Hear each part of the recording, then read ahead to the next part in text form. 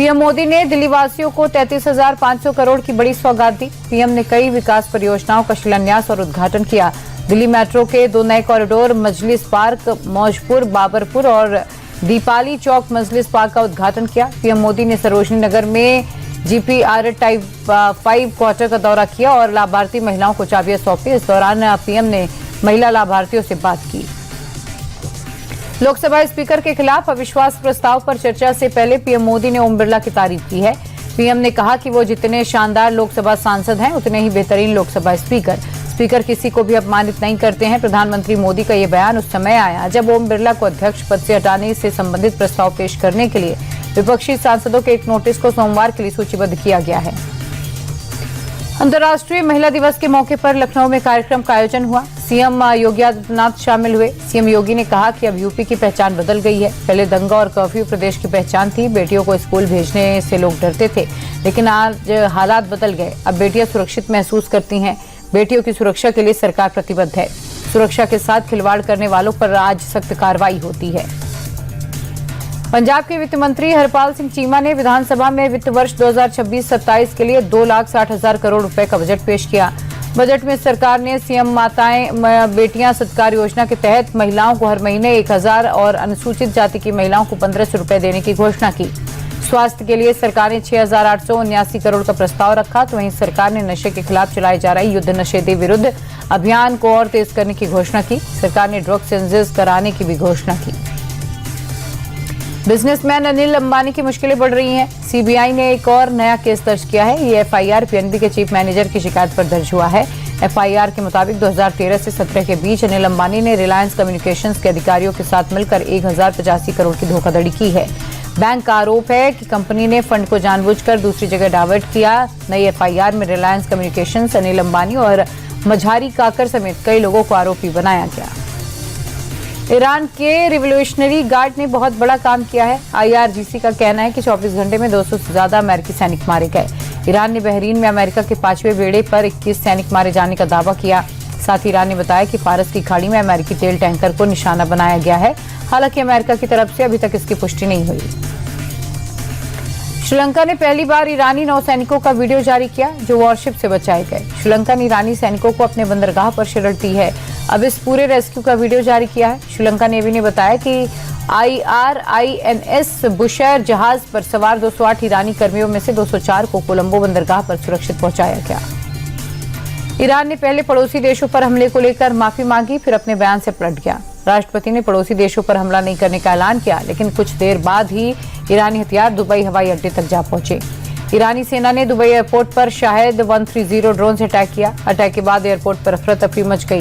सभी फ्लाइट को कैंसिल कर दिया गया। हालांकि कुछ देर बाद फ्लाइट का संचालन फिर शुरू हुआ। मरीना टावर पर भी ड्रोन का मलबा गिरने से बिल्डिंग को नुकसान हुआ। एक शख्स की मौत हो गई। मिडिल ईस्ट में जारी तनाव के बीच देश में पेट्रोल डीजल की कीमत बढ़ने की चिंता खत्म हो गई है, क्योंकि हॉर्मुज रूट बंद होने के बाद सरकार ने कुल इंपोर्ट का 10% कच्चा तेल नए रूट से मंगाना शुरू कर दिया। सोर्सेस के मुताबिक सरकार का कहना है अंतर्राष्ट्रीय बाजार में उतार चढ़ाव के बावजूद भारत के पास तेल का पर्याप्त भंडार है और स्थिति नियंत्रण में है। हॉर्मुज रूट बंद होने की वजह से इंटरनेशनल मार्केट में कच्चे तेल के दाम 27% तक बढ़ गए।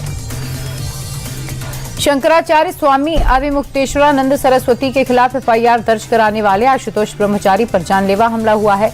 धारदार हथियार से हुए हमले में आशुतोष ब्रह्मचारी को गंभीर चोट आई है। यह हमला रीवा एक्सप्रेस ट्रेन से प्रयागराज जाते वक्त हुआ। महाराज ने ट्रेन के टॉयलेट में बंद होकर जैसे तैसे अपनी जान बचाई। आशुतोष ब्रह्मचारी ने शंकराचार्य पर हमले की साजिश रचने का शक जताया है। पुलिस ने एफआईआर दर्ज कर ली है। अमरोहा के हसनपुर में सरकारी जमीन पर अवैध कब्जे का मामला सामने आया। कब्जेधारियों ने अस्थायी दीवार बनाकर सरकारी जमीन को हड़प लिया। लेखपाल की रिपोर्ट के आधार पर आरोपियों के खिलाफ 3 महीने पहले एक एफआईआर दर्ज हो चुकी है। बावजूद इसके प्रशासन ने अभी तक कोई कार्रवाई नहीं की। शिकायतकर्ताओं ने मामले में प्रशासन से जल्द एक्शन को लेकर सरकारी जमीन से अतिक्रमण हटाने की मांग की। दिल्ली के बवाना इलाके में 24 साल के लड़के की गोली मारकर हत्या कर दी गई। मृतक की पहचान भूपेंद्र के रूप में हुई है। पुलिस ने बताया कि राजवाटिका के पास एक युवक का शव पड़े होने की जानकारी मिली। मौके पर पहुंची पुलिस तुरंत लड़के को अस्पताल लेकर गई, जहां डॉक्टर्स ने उसे मृत घोषित कर दिया। पुलिस को आशंका है कि आपसी रंजिश में उसकी हत्या की गई। पुलिस ने आसपास के सीसीटीवी कैमरे की फुटेज को जब्त कर आरोपियों की पहचान में जुट गई। दिल्ली के उत्तम नगर में मर्डर मामले में पुलिस ने 2 और आरोपियों को गिरफ्तार किया है। एक नाबालिग सहित अब तक कुल 7 आरोपियों को पुलिस ने पकड़ा। पुलिस ने केस में SC/ST एक्ट जोड़ दिया है। वहीं आरोपियों के खिलाफ बुलडोजर एक्शन की मांग हुई। भारी सुरक्षा के बीच प्रशासन ने आरोपियों के अवैध कब्जे को ध्वस्त किया। जीजे कॉलोनी को छावनी में तब्दील कर दिया गया था। पुलिस के आला अधिकारी लगातार फ्लैग मार्च कर रहे हैं। दिल्ली पुलिस ने वकील पर हुए हमले के मामले में वांटेड शूटर समेत 3 बदमाशों को अरेस्ट किया। ये ऑपरेशन सेंट्रल डिस्ट्रिक्ट पुलिस के स्पेशल स्टाफ ने किया है। पुलिस ने बदमाशों के पास से एक मेड इन इडली पिस्टल, 8 जिंदा कारतूस, 2 स्कूटी बरामद की है। आरोपी सुहैब कुख्यात अपराधी है, जिस पर हमले से ही पहले से ही 7 मामले हैं। अनीस और माजिद भी गंभीर मामलों में शामिल हैं। गुरुग्राम में लग्जरी कारों के शोरूम पर बाइक सवार 3 बदमाशों ने अंधाधुंध गोलियां बरसाई, जिससे पूरे इलाके में दहशत फैल गई। बदमाशों ने शोरूम के बाहर खड़ी बिल्डर की गाड़ी को निशाना बनाया। गोलीबारी के दौरान गाड़ी में बैठा ड्राइवर घायल हो गया। फायरिंग में शोरूम के साथ कई लग्जरी गाड़ियों के भी शीशे टूटे हैं। शोरूम मालिक ने सेक्टर 37 थाने में शिकायत दर्ज कराई। पुलिस आरोपियों की गिरफ्तारी के लिए दबिश दे रही है। गुजरात के सूरत में स्वामी नारायण मंदिर कैंपस के बाथरूम में 2 छात्राओं की डेड बॉडी मिलने से हड़कंप मच गया।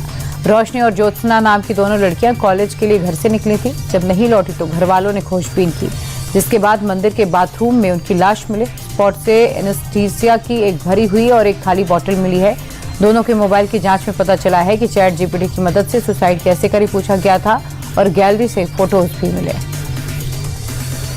रंग पंचमी के मौके पर इंदौर में पारंपरिक गेर निकली। परंपरागत गेर में लाखों लोग शामिल हुए। टैंकर्स पर मिसाइलें लगाकर लोगों पर रंग बरसाए गए। रंगीन पानी की बौछार की गई। 250 क्विंटल गुलाल और 25 टैंकर और मिसाइलों से लाखों लोग रंगों से सरबोर हो गए। कंप्रेशर मशीनों से 100 से 200 फीट तक कई रंगों के गुलाल उड़े। बैंड बाजे, डीजे, भजन और रथ मंडलियों ने माहौल को खुशियों के रंगों में सराबोर कर दिया।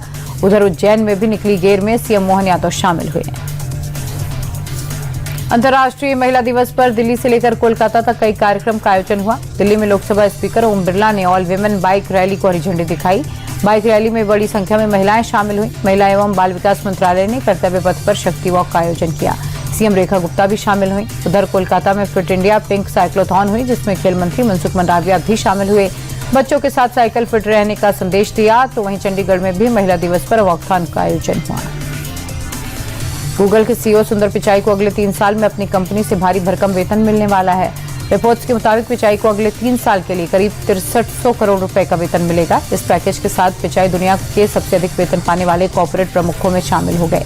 पिचाई के पैकेज का बड़ा हिस्सा परफॉर्मेंस स्टॉक यूनिट्स PSU के रूप में है। पिचाई को 3 सालों में हर महीने $84 मिलियन की रिस्ट्रिक्टेड स्टॉक वेस्टिंग मिलेगी, जबकि निश्चित सालाना सैलरी $20 लाख है।